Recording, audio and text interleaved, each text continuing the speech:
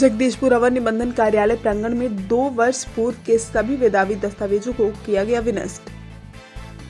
जगदीशपुर अवर निबंधन कार्यालय के प्रांगण में अवर निबंधन पदाधिकारी मोहम्मद एजाज हसन की देखरेख व मौजूदगी में कार्यालय में बिना दावा वाले 2 वर्ष पूर्व की हजारों के दस्तावेजों को जलाकर विनष्ट किया गया।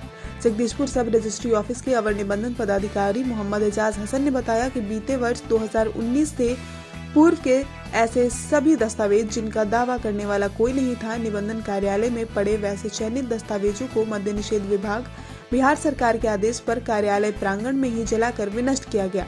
मौके पर निबंधन पदाधिकारी मोहम्मद एजाज हसन के साथ लिपिक संतोष जी, सुरेंद्र जी, निखिल कुमार सहित कार्यालय के अन्य कर्मी मौजूद रहे।